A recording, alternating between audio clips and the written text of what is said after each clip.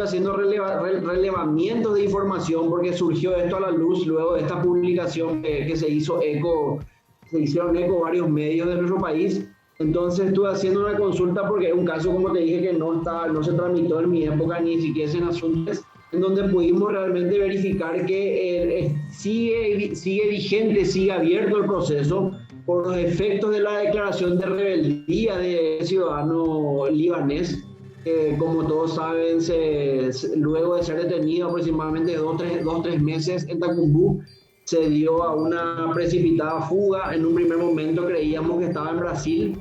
Después hubo información de que se había ido al Líbano. Se declaró la rebeldía y contumacia de este sujeto y se libró órdenes de captura internacional, como también se resolvió librar exhortos tanto al general del Líbano como al Supremo Tribunal Federal de Brasil, sobre la base de procesos con Brasil, sobre la base de un tratado que teníamos en ese momento, un tratado que ya data de 1925, y con el Líbano sobre la base del principio de reciprocidad internacional. Yo no tengo noticia respecto a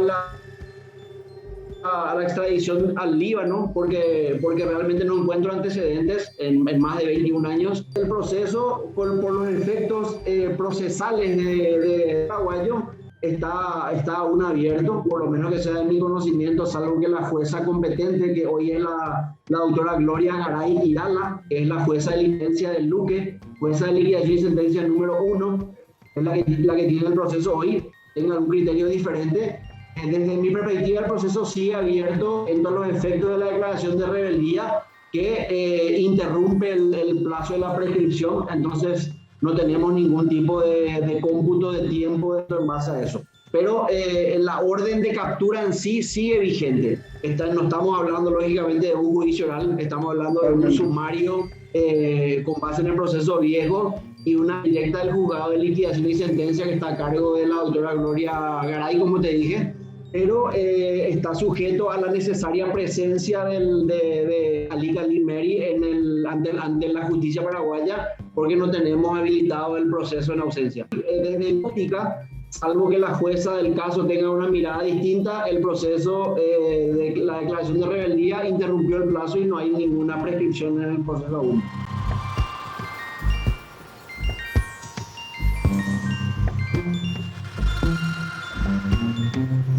En esa época, Khalil Meri era ya un próspero comerciante de Ciudad del Este, pero sus actividades comerciales se paralizaron la mañana del 25 de febrero del 2000, cuando la División Antiterrorista y la Fuerza de Operación Especial de la Policía Nacional allanaron su casa.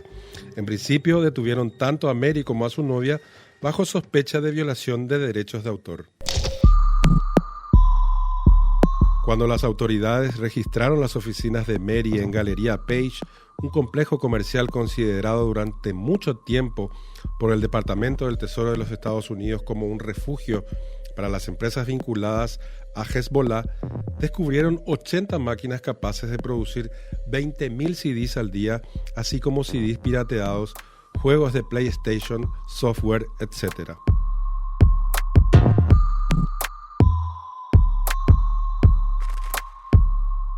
Hezbollah, que significa Partido de Dios en árabe, es una organización islámica musulmana chiita que nació como un movimiento armado, pero que ahora cuenta con un brazo político y hasta participación política en el Líbano. A pesar de esto, definitivamente su figura popular y conocida mundialmente es la de su grupo armado terrorista.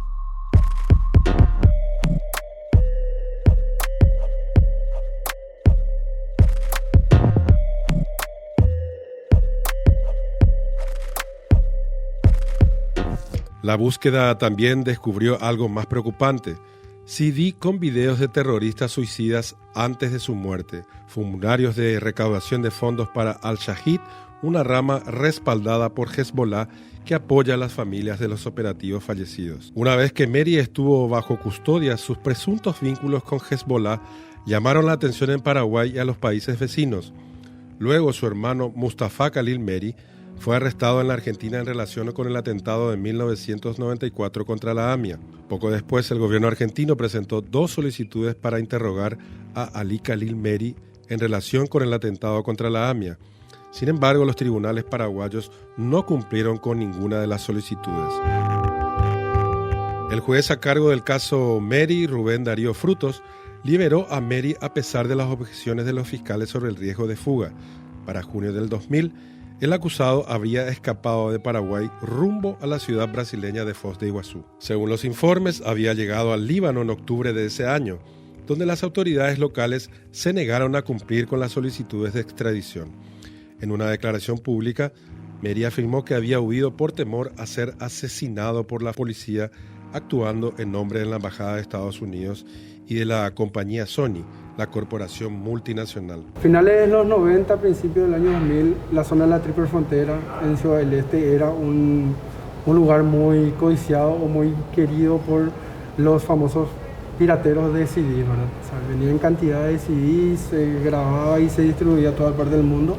En medio de ese contexto, la figura de Ali Khalid aparece como un punto de referencia porque en una intervención fiscal decomisan un cargamento que venía a su nombre de 250.000 CD calificados como pirata entonces y salta su nombre, ¿verdad? De hecho, entonces, a partir de ese momento, él queda con un sobrenombre que se le puso, ¿verdad?, de mega pirata. Porque aparte de ese cargamento encontraron que había toda una estructura detrás en donde él estaba involucrado. No, bastante amplio su prontuario por Paraguay. Empieza con lo de mega pirata, ¿verdad?, con este caso. Después se extiende a otros casos en donde la propia Policía Antiterrorismo de Paraguay le investiga por supuestos casos en donde podría tener vinculación con financiamiento del grupo Hezbollah. Algo que tengo entendido nunca se llegó a comprobar. Sin embargo, también el hermano de Ali Khalid estaba investigado por el caso AMIA de la Argentina. O sea, todas esas vinculaciones de esos grupos que en ese entonces también se hablaba mucho de la Triple Frontera como una fuente de financiamiento de este grupo, ¿no, Richard? Aldo, y en la década del 2000, a él le detienen y va preso ¿por cuánto tiempo? Él es detenido y efectivamente se va a Tacumbú, en donde monta un show, se casa incluso ahí ante las cámaras, todos los medios cubren eso. En poco tiempo se transformó en una especie de vedette, ¿verdad?, entre comillas, porque también le gustaba eso de jugar con los medios y tener toda la atención. Luego consigue, a través de su defensa jurídica, en tener lo que sería una pena sustitutiva, ¿no?, en salir para que él pueda en libertad litigar. Sin embargo, libertad ambulatoria. Exactamente, cuando tenía que presentarse de vuelta, nunca más lo hizo, se declaró entonces su rebeldía y a partir de ese a mediados del año 2000, a partir de entonces nunca más se supo de él en nuestro país. O sea, lo que creemos entonces es que se escapó y logró evadir al alcance de la justicia paraguaya. Absolutamente. Desde entonces nunca más se supo de él hasta 20 años después.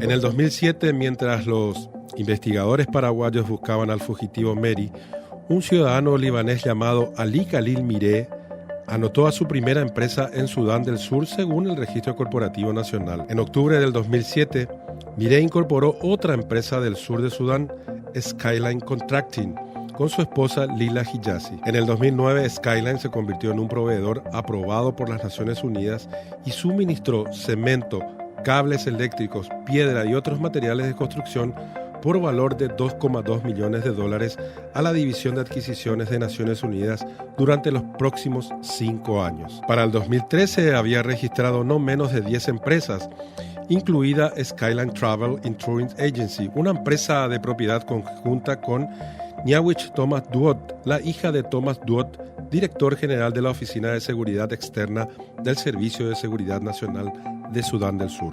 En julio del 2012, Skyline Contracting comenzó a depositar transacciones en efectivos redondeadas según registros, unos $88.600 en la cuenta bancaria personal del oscuro general Malek Reuven Riak. Malek Riak es un tenebroso personaje dentro de la cruel y violenta historia reciente de Sudán del Sur. Está acusado de beneficiarse con la violencia y la hambruna de su país. A pesar de estar sancionado por posibles crímenes de guerra, desde el 2017 es inspector general del ejército. Documentos obtenidos por T-Century muestran millonarios movimientos en la cuenta del militar. Además, existen otras transacciones y transferencias como pago constructoras que operan en Sudán del Sur y que se hicieron con cuentas de Riak. El Consejo de Seguridad de la ONU y la Unión Europea sancionaron a Riak en el 2018. Hablan de desplazamiento forzado de la población local, la matanza indiscriminada, tortura de civiles y el uso generalizado de la violencia sexual.